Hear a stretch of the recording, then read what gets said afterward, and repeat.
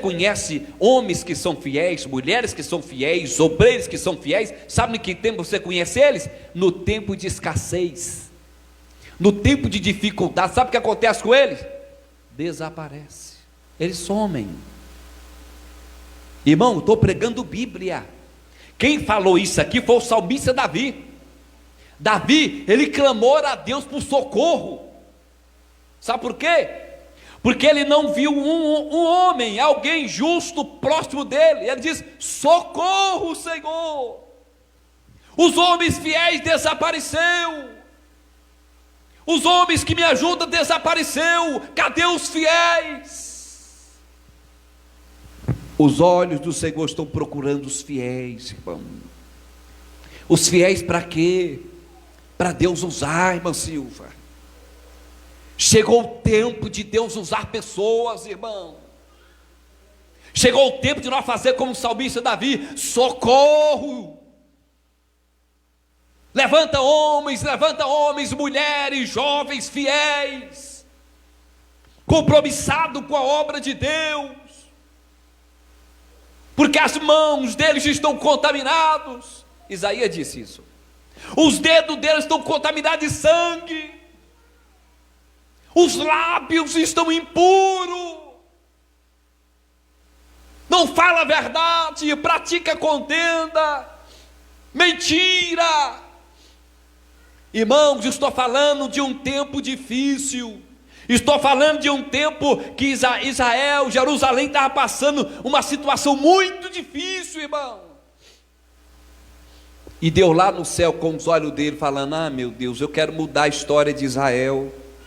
Eu quero mudar a história de Jerusalém. Sabe o que Deus está falando com a gente aqui? Eu quero mudar a história de Minas Gerais. Eu quero mudar a história do Brasil. Eu quero mudar a história de Lagoa dos Patos. Eu quero mudar a história de uma família. Eu quero mudar a história de um jovem. Mas Deus está dizendo: só que eu quero gente fiéis.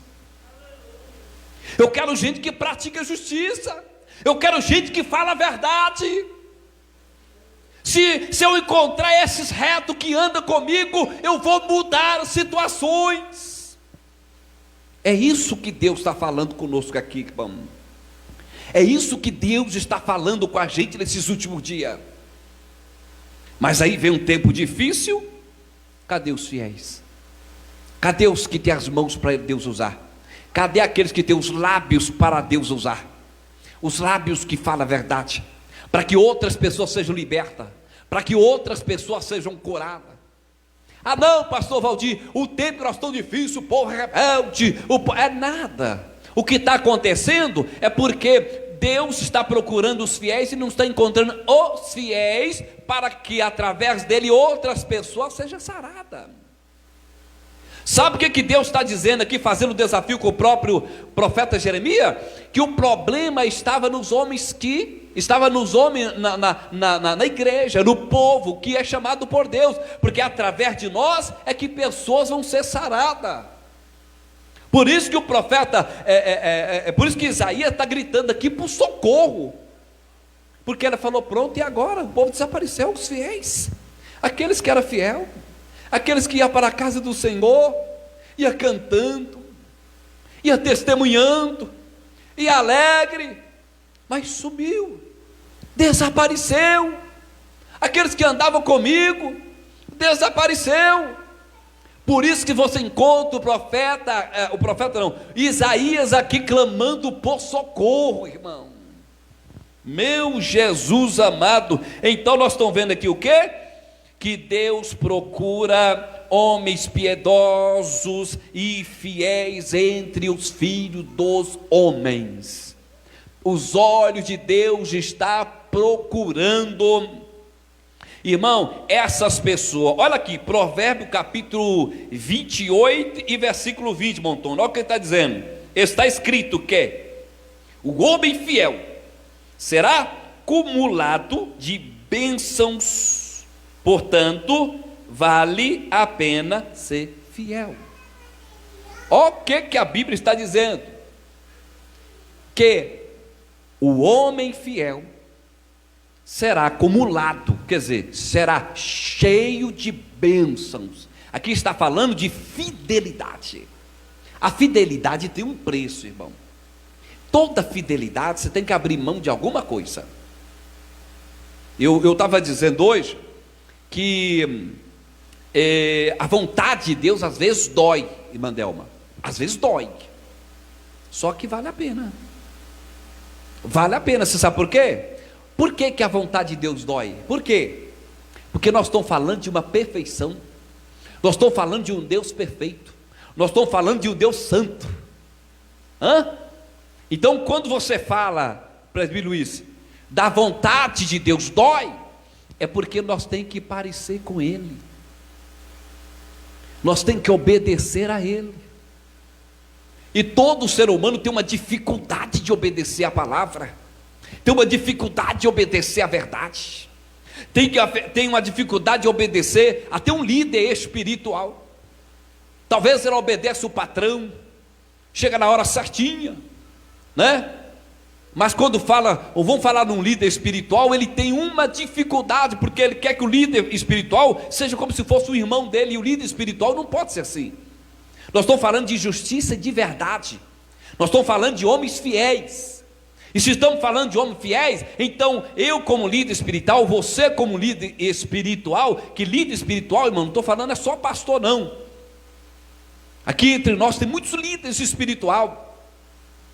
Você lidera algo, você ensina, você fala algo. Lá na sua casa você é um líder espiritual. Lá na sua casa você exerce um papel de sacerdócio.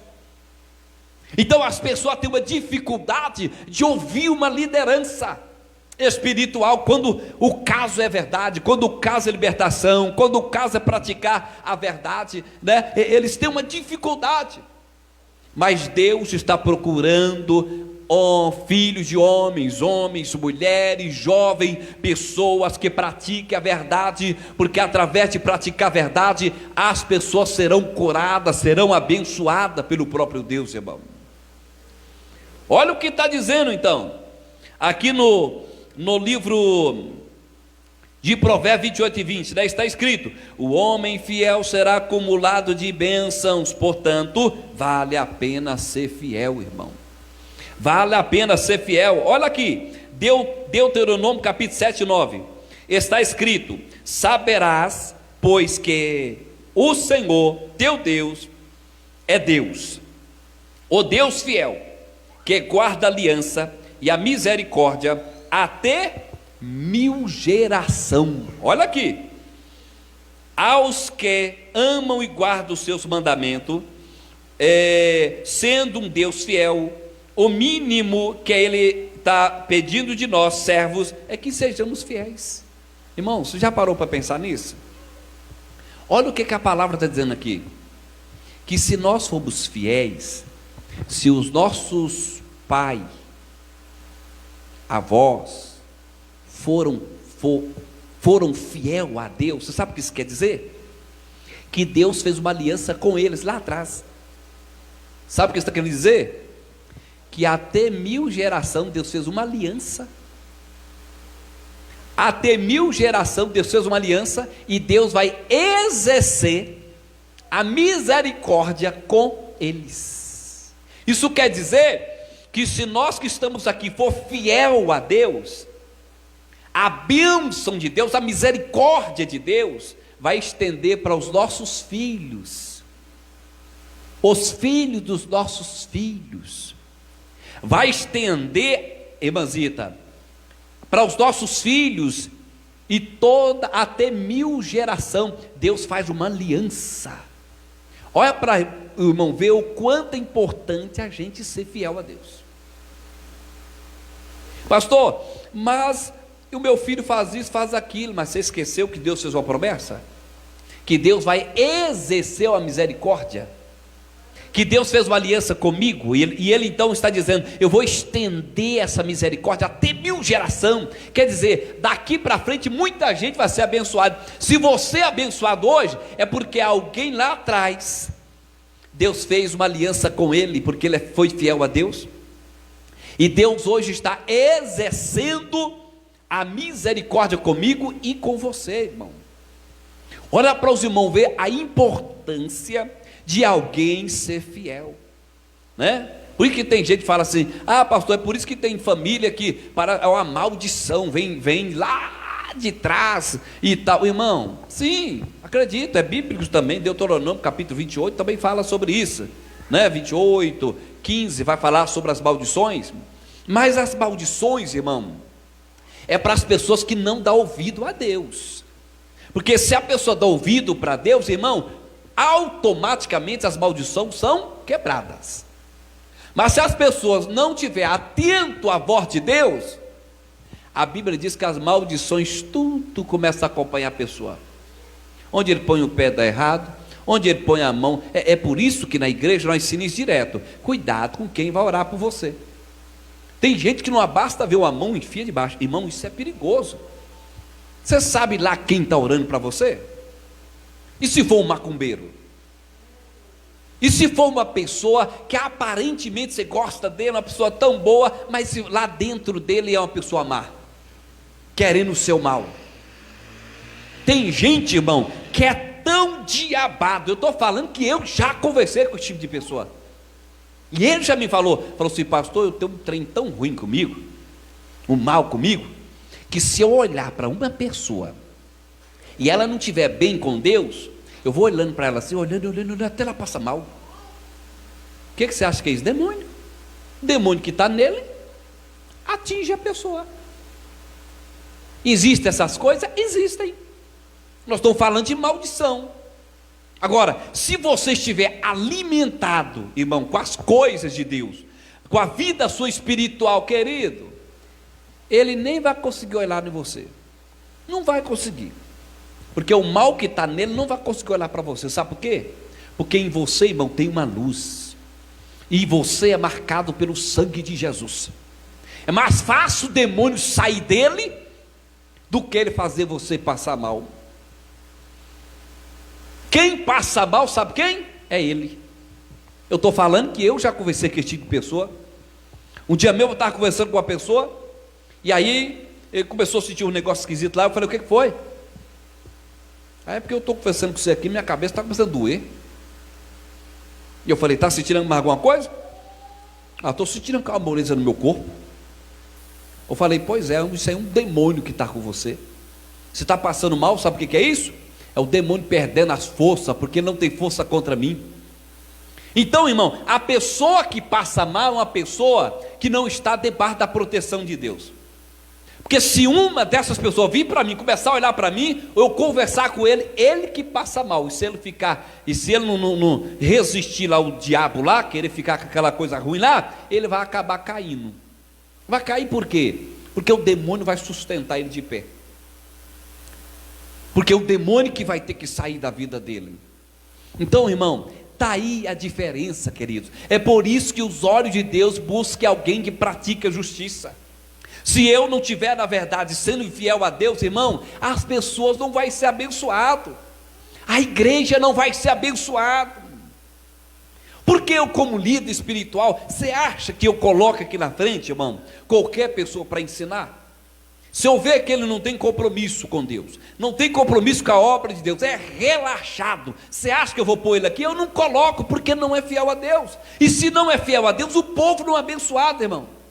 Faz é atrapalhar o negócio tudo, faz é contenda, em vez de provocar milagre, o povo aumentar a fé do povo, faz criar contenda no meio da igreja. É por isso que Deus procura gente que fala a verdade, mas gente que pratica a justiça, irmão. Esse é o Deus que nós servimos, queridos. Vamos continuar aqui. Nós então falamos. Vamos aqui para Deuteronômio, eu já falei. Deixa eu ver se eu já falei. Peraí, deixa eu ver aqui. Ah, já. Vamos aqui para o top 2. Outra pessoa que Deus procura: adoradores. Os olhos de Deus, olha, procura adoradores. O que significa? Pessoas que adoram a Deus em tempo que está tudo bom, tudo bem na vida dele, está adorando a Deus.